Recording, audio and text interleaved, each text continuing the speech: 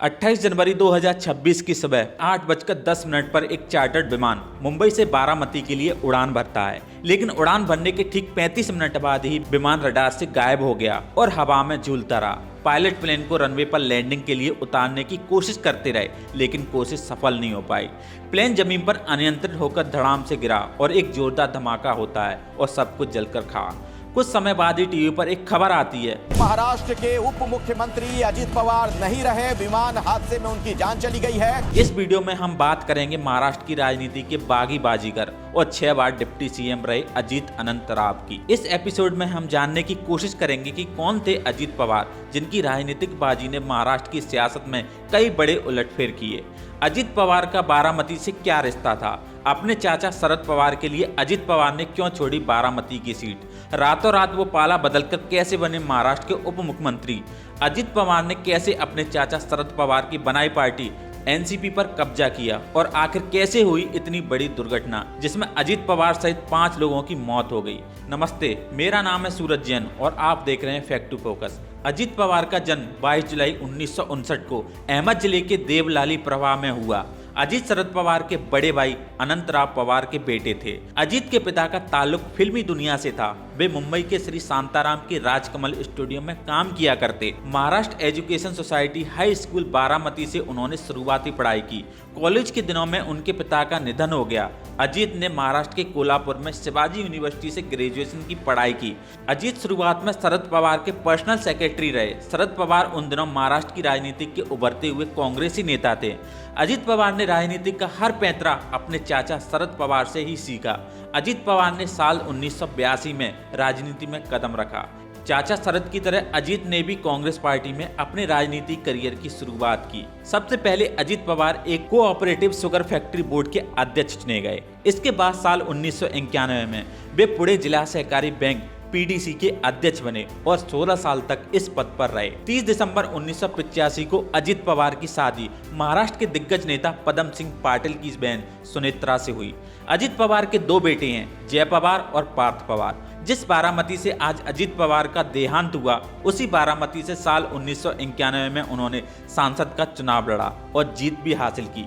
लेकिन 2 साल तक चाचा शरद पवार के लिए बारामती की सीट को खाली कर दिया, क्योंकि शरद पवार को पीवी नरसिंह राव की सरकार में रक्षा मंत्री बनना था। शरद पवार इसी सीट से चुनाव लड़े और उन्होंने भी जीत हासिल की। 1995 में अजीत बारामती विधानसभा क्षेत्र से विधायक चुने गए। फिर 1999, 2004, 2009 और 2014 में भी यहीं से विधायक चुने गए।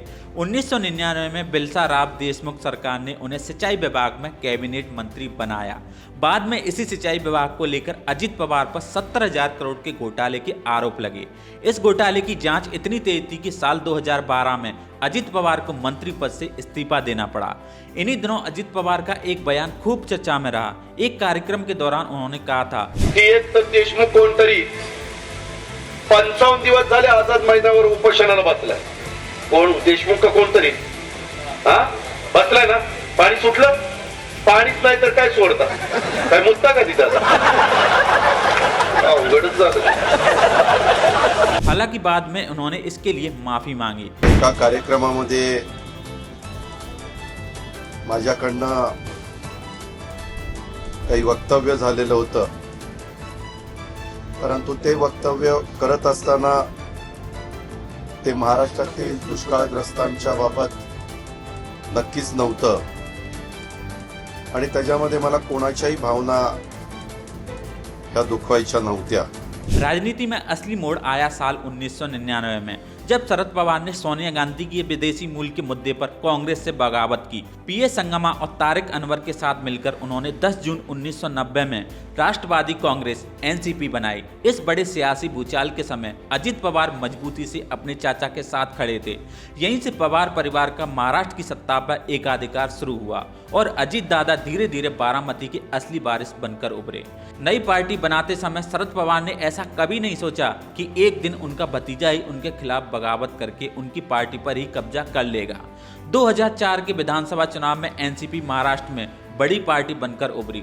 288 सीटों वाली महाराष्ट्र विधानसभा में एनसीपी ने अपने पुराने दुश्मन कांग्रेस के साथ मिलकर सरकार बनाने का फैसला किया। अपने चाचा के इस फैसले से अजित पवार बहुत नाराज हुए। यहीं से अजित पवार और शरद पवार में मतभेद की खबरें बाहर आने लगीं। दिसंबर 2010 में अजित पवार पहली बार उप मुख्यमंत्री बने। जल संसाधन विभाग उन्हीं के पास था। जब अजित पवार पर घोटाले के आरोप लगे तो उन्होंने उप मुख्यमंत्री से इस्तीफा दे दिया। नवंबर 2019 को महाराष्ट्र की राजनीति उबाल पर थी। बीजेपी और शिवसेना का सालों पुराना गठबंधन टूटा था। अब नए समीकरण के हिसाब से कांग्रेस, शिवसेना और एनसीपी मिलकर सरकार बना रही थी। लेकिन अजित पवार ने पार्टी लाइन से बाहर जाते हुए बीजेपी से ही गठबंधन कर लिया और उप मुख्यमंत्री पद की शपथ ले ली। चाचा शरद पवार अजित के इस फैसले से बेहद नाखुश थे। वे चाहते थे कि एनसीपी कांग्रेस के साथ मिलकर सरकार बनाए। अजित पवार को मनाने उनकी चचेरी बहन और बारामती से सांसद सुप्रिया सुले उनके घर पहुंची और 80 घंटे की जद्दोजहद के बाद अजित पवार की घर और पार्टी में वापसी की। अजित कुछ दिनों बाद महाराष्ट्र के उप मुख्यमंत्री बने, लेकिन इस बार वह दूसरे पाले में थे, यानी कि महाविकास आघाड़ी। 17 अप्रैल 2023 शरद पवार की बेटी सुप्रिया सुले ने कहा था, अगले 15 दिनों में महाराष्ट्र की राजनीति में 2 बड़े विस्फोट होंगे। इसके ठीक 10 दिन बाद यानी कि 27 अप्रैल को शरद पवार ने कहा था कि रोटी सही समय पर ना पलटी जाए तो जल जाती है। रोटी पलटने का वक्त आ गया है। इसी संकेतों के बाद 2 मई 2023 को शरद पवार ने राष्ट्रीय कांग्रेस पार्टी का अध्यक्ष पद से छोड़ने का ऐलान किया। अब शरद पवार का राजनीतिक वारिस कौन होगा, इसको लेकर पार्टी और परिवार दोनों में उठक पटक शुरू हो गई। 2 दावेदार थे, एक शरद पवार की बेटी सुप्रिया सुले और दूसरे दावेदार थे शरद पवार के भतीजे अजित पवार। जुलाई 2023 में अजित पवार ने एक बार फिर से पार्टी में बगावत कर दी। अजित अपने 30 समर्थक विधायकों के साथ शिंदे सरकार में शामिल हो गए। 2 जुलाई को अजित ने महाराष्ट्र सरकार में शामिल होकर 5वीं बार डिप्टी सीएम पद की शपथ ली। इसी के साथ पार्टी और परिवार दोनों टूट चुके थे। पार्टी पर किसका अधिकार होगा, इसका फैसला चुनाव आयोग के हाथ में था। 6 फरवरी 2024 को चुनाव आयोग के एक फैसले ने सालों पुराने पवार साम्राज्य को 2 हिस्सों में बांट दिया। अजित पवार को असली एनसीपी और उनका गढ़ी चुनाव चिन्ह मिला, तो वही दूसरी तरफ अपने ही घर में पराए हुए शरद पवार गुट को तुरहा बजाता हुआ आदमी मिला। यह सिर्फ एक चुनाव चिन्ह नहीं था, बल्कि 80 साल के एक योद्धा के लिए एक नए सिरे से युद्ध का ऐलान था। अजित के नेतृत्व में पार्टी साल 2024 में हुए विधानसभा चुनाव में उतरी। इस चुनाव में पार्टी ने बीजेपी और शिवसेना शिंदे गुट के साथ गठबंधन किया था। विधानसभा चुनाव के परिणाम अजित के पक्ष में रहे। एनसीपी का वोट प्रतिशत 7 से बढ़कर 10% हो गया। इस चुनाव में अजित की पार्टी एनसीपी को 41 सीटें मिली। हालांकि लोकसभा चुनाव में अजित गुट की एनसीपी का प्रदर्शन बहुत कमजोर रहा। पार्टी केवल एक ही सीट जीत पाई। लेकिन 2024 के लोकसभा चुनाव में बारामती परिवार और पार्टी का अखाड़ा बन गया। यहाँ से एनसीपी शरद गुट से सुप्रिया सुले मैदान में थी। वहीं सुप्रिया सुले को टक्कर दे रही थी एनसीपी अजित गुट की खुद अजित पवार की पत्नी सुनेत्रा पवार। इस चुनाव में अजित पवार की पत्नी को हार का सामना करना पड़ा। तारीख 28 जनवरी सुबह मुंबई की हवा में कोहरा था। इसी कोहरे में लेयर जेट 45 नाम का एक चार्टर्ड विमान आसमान को चीरता हुआ बारामती की ओर बढ़ रहा था। इस प्लेन की पायलट थी शांभवी पाठक। उड़ान भरने के 35 मिनट बाद यानी कि 8:45 पर प्लेन रडार से बाहर हो गया। जब पायलट ने प्लेन को बारामती एयरपोर्ट के रनवे 11 पर लैंड कराने की कोशिश की तो असफल रही। लेकिन तभी विमान ने अपना संतुलन खो दिया और जमीन पर आ गिरा। विमान के जमीन पर आते ही जोरदार धमाका हुआ और फिर सब कुछ राख में तब्दील हो गया। कुछ समय बाद खबर आई कि इस भयानक विमान हादसे में महाराष्ट्र के डिप्टी सीएम अजित पवार समेत 5 लोगों की मौत हो गई। महाराष्ट्र के मुख्यमंत्री देवेंद्र फडणवीस ने 3 दिन के राजकीय शोक की घोषणा की।